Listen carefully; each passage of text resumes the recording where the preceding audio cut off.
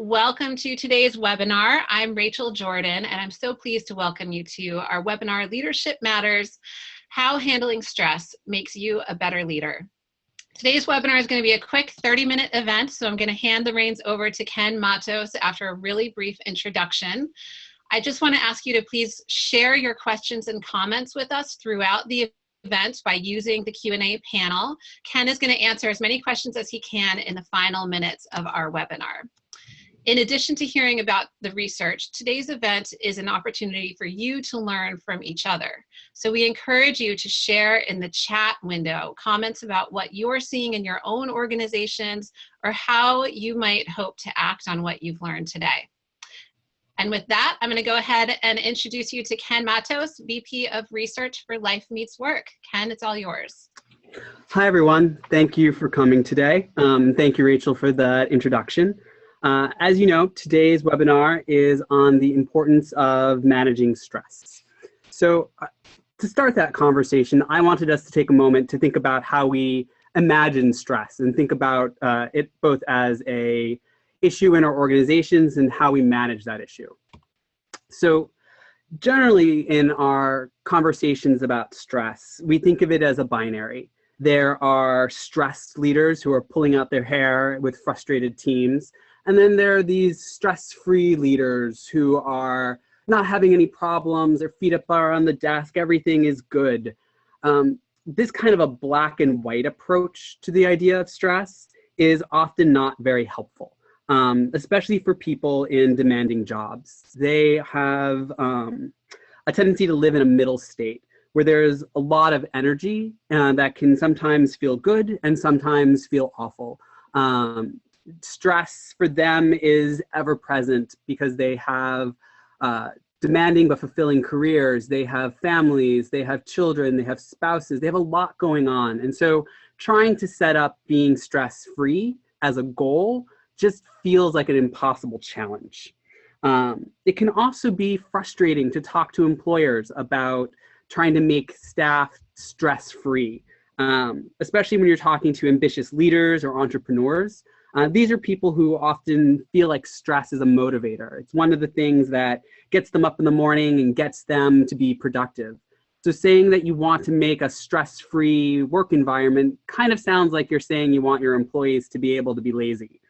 So rather than thinking about trying to make stressed leaders stress-free and keeping us in this tight binary, we propose thinking of stress a little bit differently and changing up both the idea of it being two sides of a coin and making it more of a dial. So what we think about when we think about stress and how you should manage stress is that not all stress is bad, but rather that it's the amount of stress and what you're doing that determines whether or not you are in a good state or a bad state. So looking at this image on the left-hand side, we have performance running from weak performance to strong performance at the top, and stress or emotional arousal, the energy that you're feeling, running from low to high along the bottom. And when we sort of think about how stress interacts with our lives, we can sort of break it up into 5 different buckets. The first bucket is daydreaming. So this is the level of stress that's really low. You don't have a lot of motivation to get anything done. You have a lot of energy to sort of think about and imagine things, possibilities. You can think of this like sitting in your car and imagining driving to Hawaii. These are all the possibilities you could have without any real weeding away of things that aren't really sensible. When we add a little bit of stress, we jump up to the innovating stage.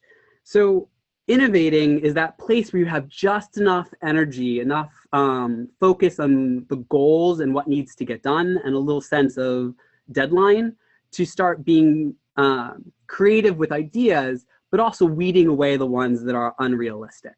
So you start thinking more about how you're going to actually accomplish different goals. You come up with different strategies and ideas, and that touch of stress is what gets you moving rather than just sort of cogitating forever. At the next point is executing.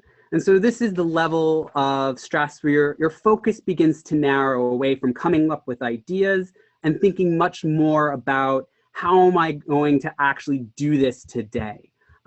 This is where you are best focused on repeating standard behaviors, doing your job the way you do it day in and day out. This is where your performance of things that you know how to do is at its best. And so leaders who are charged with both coming up with ideas and executing tasks really want to be popping back and forth between this innovating and executing space. When they need to come up with an idea, they want to bring their stress levels down a little bit so that they can be more creative and come up with strategy. When they are working on just getting a project out the door, that's when they want to be really enjoying that energy boost that comes from seeing your deadline, seeing your path, and just going down that path in a straight line. What we tend to think of as stress, or the bad stress, is when your focus and energy narrows even further from what you had at the executing stage. So while in the sort of executing level of stress, you're thinking about what you're doing and how to perform the task, the stressing point is where your focus moves away from the task and the goal to what happens if you don't succeed at the goal. This is where the energy switches over from being motivating to being anxiety provoking. And at this point, you're thinking about what happens if I fail, what happens if I don't get this project in on deadline, and that's where the negative results begin to kick in. A lot of times people live back and forth between executing and stressing, and this may be one of the places where organizations fall down in being able to be creative or innovative, is that we're not able to help our leaders swap back and forth between these two levels where they can think and perform, but they're just stuck in performing or worrying. And if they're in the stressing phase too long, that's when they reach the spot that we most worry about, which is the burnout, where they say, this just isn't working for me. I don't want to be in this organization. I don't want to be in this field anymore. And while people will inevitably bounce back and forth between stressing and the other stages on occasion, what we really want to accomplish as HR leaders and well-being managers is to help people not linger in stress so long that they fall into burnout. And so we find this to be a more useful framework for thinking about stress because it doesn't set people up to try and be stress-free. It doesn't set them up to try and accomplish the impossible, but instead really gets them talking about how do they live in the most functional space for what they need to get done. So in addition to that, we also think that we should be talking about leader stress in particular, because leader stress has long-reaching effects throughout the organization. Leaders are responsible for managing high-value client and employee relationships and directing and assessing the work of others. Leaders who can't manage their stress won't be able to innovate or produce, and their behavior may even be detrimental if it begins to shift the focus of their employees. For example, a leader whose stress causes them to scream may in turn cause employees to focus their attention on avoiding the screaming rather than getting the job done. Those employees may not raise issues that would frustrate a leader who feels stuck in the stressing stage, and that keeps them from getting back to innovating or coming up with ideas from below.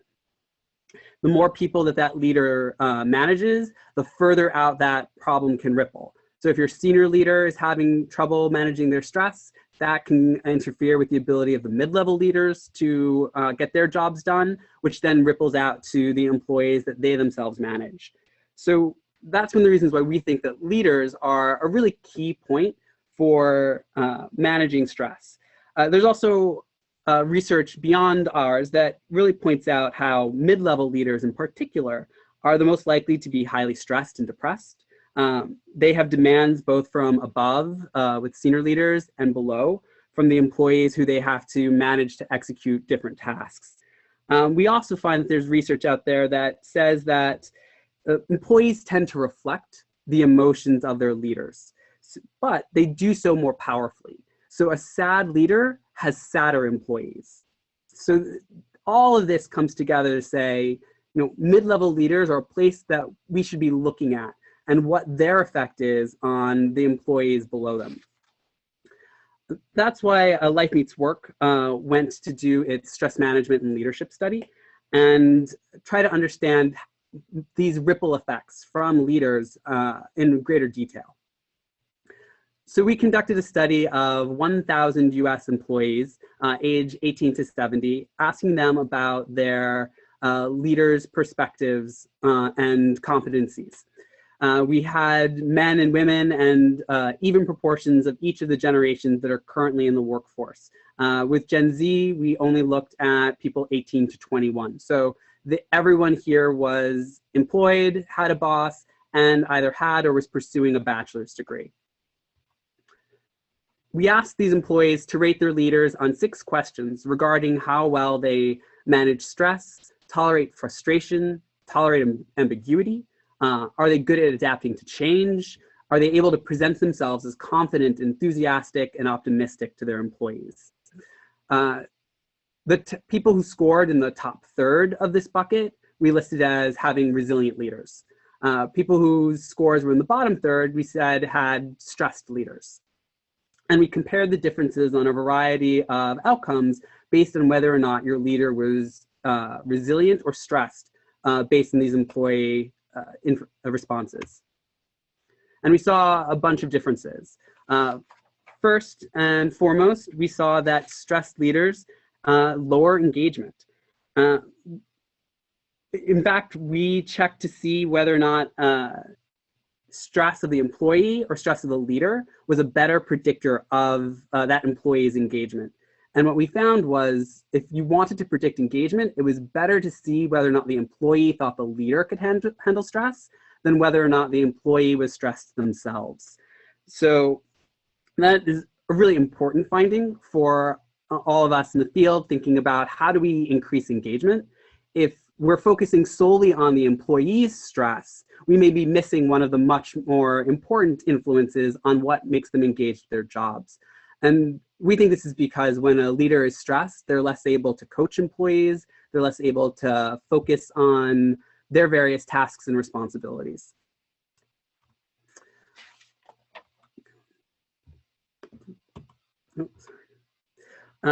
We also saw that resilient leaders were good at improving retention. So while there's a lot of different reasons why someone may leave a job, we found that those who said they had a resilient leader were about twice as likely to say that they wanted to stay in their organization. They were really unlikely to go and look for a new job sometime in the next 12 months. We also saw that stressed leaders discouraged employees from pursuing higher levels within the organization. So we'd asked, do you want to advance to a more senior position in your organization? And found that while 79% of those with resilient leaders said yes, only 55% of those with a stressed leader said yes. One thing that we want to dig into a little bit deeper in our future studies on this point is, are people saying they're going to just stay where they are and they don't want to move up anymore? Or are they thinking about jumping to another company in order to continue their career? Either option is to the detriment of their employers, and the fact that people who have stressed leaders are not interested in climbing the ladder at their current place of work is undermines the employee value propositions and the talent management strategies that a lot of organizations use.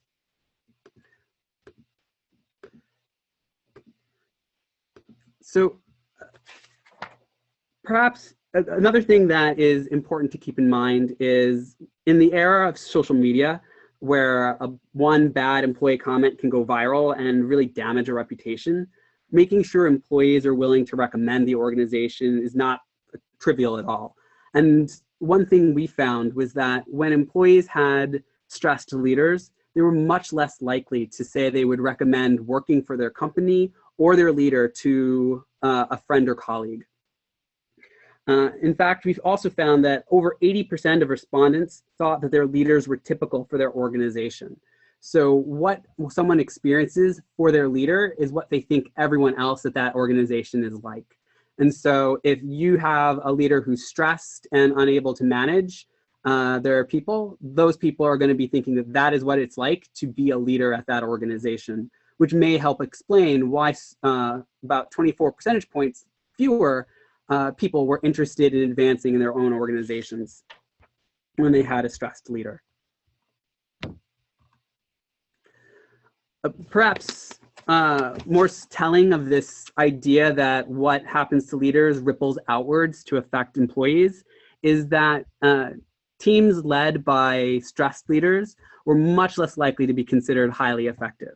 Only about 7% of employees indicated that their team led by a stressed leader was highly effective, whereas 64% said their resilient leader was had a highly effective team.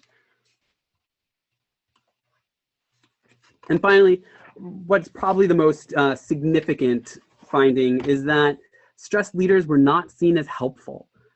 Employees who had stressed leaders were very likely to indicate that they thought that leader was either harmful or irrelevant to their performance. Similarly, they saw those leaders as either harmful or irrelevant to the performance of the organization. So when a leader was stressed, employees didn't think they were actually adding anything.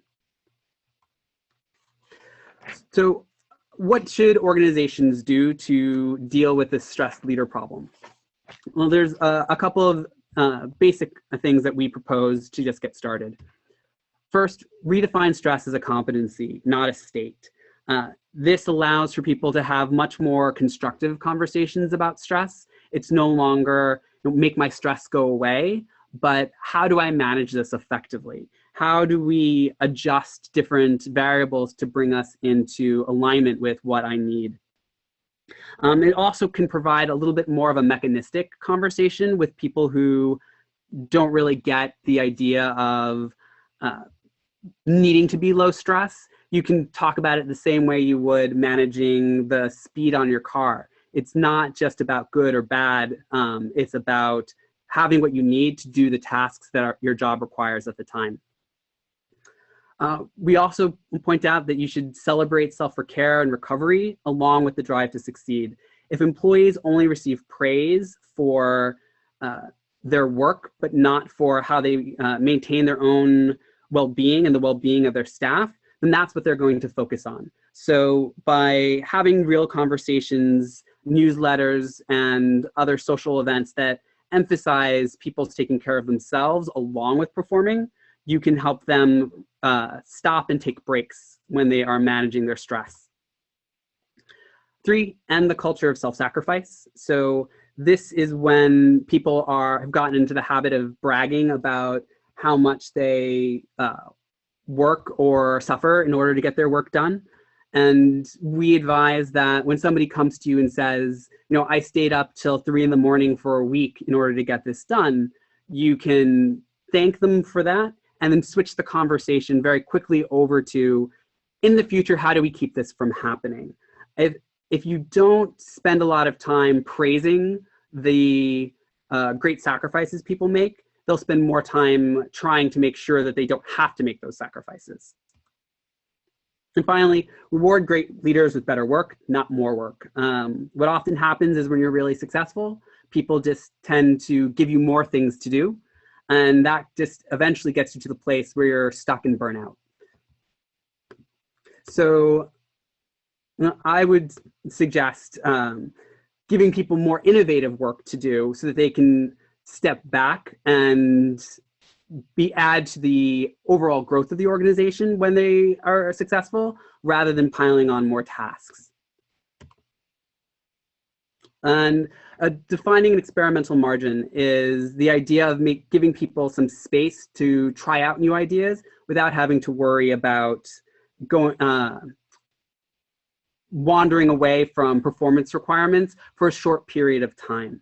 That lets them experiment, try a few things out. If they go too far, they go beyond the margin, then they have to revert back to what they were doing before. But as long as they're still within a certain band of performance, they can try and experiment out to the fullest and see if it actually gets things done better. So that was just a small sampling of some of our stress-related research, as well as some ideas on how to get leaders to rethink how they manage their own stress. In addition, Life Meets Work does a lot more around stress, well-being, through our consulting, insights, coaching, and training services. I also want to let you know that we're doing an event in Chicago on April 20th that digs into how we help organizations manage stress and make for more sustainable employees. And if any of you are interested in participating in that, you can reach out to Nikki Potter at npotter@lifemeetswork.com. And so at this point, I'd like to open the floor to questions and conversation, and hear not just what you'd like to know more about the research, but also what your organizations are currently doing to combat stress amongst their leaders.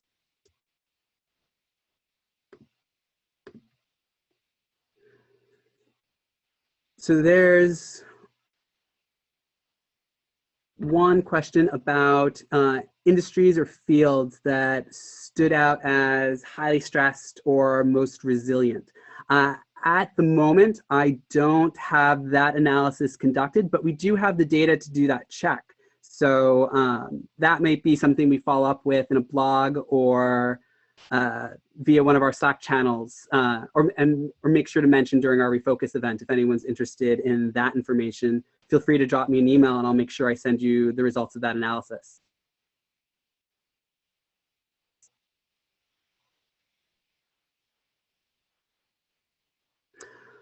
I would say if there's only one thing, next questions people asked is, if there's only one thing we can do to impact stress amongst our leaders, what should it be? Where should we start?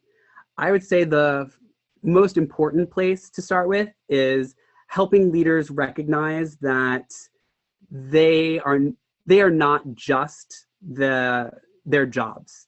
When they can start thinking about their lives more holistically, they don't overinvest in one piece of their identity. And that's part of what leads you to fall from performing to stressing, because if you are just your job and there's a potential that you might fail at a task, that's when you start becoming anxious and scared, and it starts eating you up rather than energizing you to be working on that.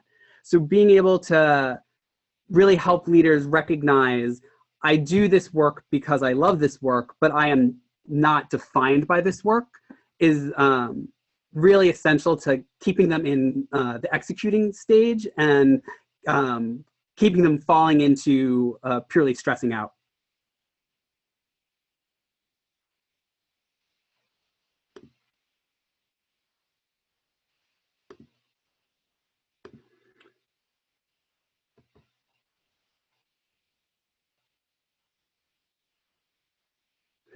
So Shani Richards just asked, what are good options to check in with the team to see where they can improve and how they deal with stress and how employees are observing them? So there's a couple of different options. A survey is a really good option, even if it's just a very simple one, in large part because it can be anonymous. So people can say things that they might be afraid would be not taken well, and allow people to really be honest about what they're talking about. I also suggest that it is worthwhile to say, how is the stress and the team, really giving them the chance to talk about it a little bit more broadly in an open conversation can allow people to make statements without necessarily pointing fingers, and indicate whether or not they are seeing you as being able to manage stress well and how it's affecting them. I think it's also really helpful to try and have the conversation not specifically about you, but more about how stress is at the organization, and whether or not they think that it could be different. A lot of times people are more comfortable talking in that big abstract term than in talking about you directly.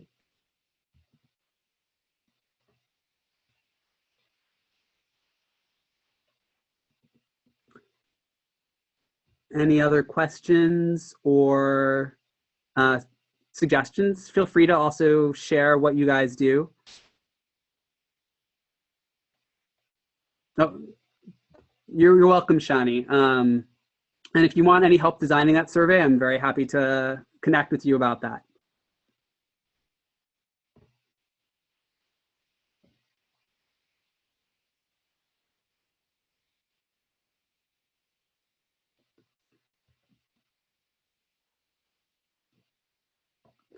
Well, we're a few minutes from done. Oh, great, got another question.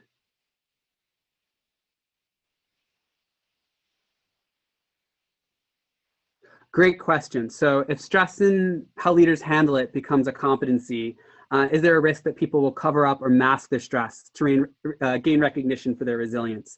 Absolutely. And that's one of the reasons why the suggestions I have at the end are focused on changing the conversation about stress and interrupting the situation where somebody is saying, oh, I'm able to handle so much. If they start bragging about how much they're handling, that's the moment to stop and say, you know, maybe you shouldn't be handling that much, because now we're heading towards the stressing or burnout phase. Let's make sure you're well established in the safer zones where you can be effective and we can sustain you long term. I think the other piece about the competency is that it emphasizes being able to move back and forth between different levels.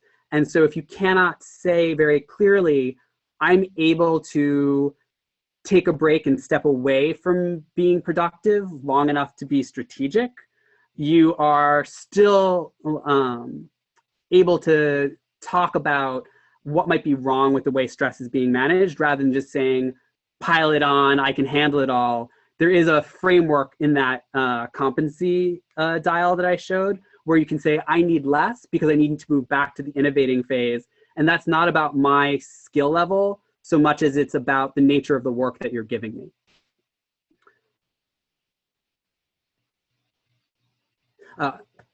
Another question is about the relationship between stress and conflict resolution in the workplace. One of the things that we know about stress is that it reduces empathy. People go into fight or flight scenarios. They're really focused on what they could lose, much less than what they could gain. And conflict resolution really requires moving people away from focusing on their grievances and the problems, and thinking much more clearly about how you can get what you need and at the same time satisfy the needs of the people you're having a conflict with. So if you have a very stressed group of people in the midst of a conflict, they're going to have a hard time empathizing with one another's positions and really thinking creatively about how they could both be satisfied. So I would suggest, if you're trying to resolve a conflict, you really need to get people away from the things that remind them of the conflict. Not having the conversation in the same conference room where they have a lot of fights is a good example of that. And if you can get them into a lower stress state, they're going to be more likely to be creative, be collaborative, and really imaginative about how they could work together better.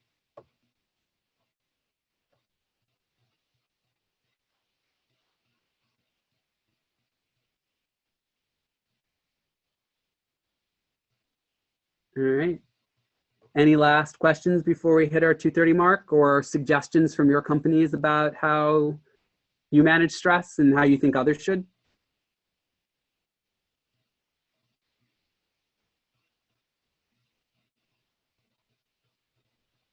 Okay. Well, we've hit our 2:30 mark, and we like to be on time here. So thank you very much, everyone, for attending. We will make the slides available so you can pull down any of the stats you need. Also take a look at the report. Much of it is in there, as well as any of the contact information for myself or my colleagues if you're interested in anything that Life Meets Work is working on. I hope to see you at our next webinar, which will be on the topic of toxic leadership and how that affects your employees and organizations. Have a great day and a great weekend. Bye.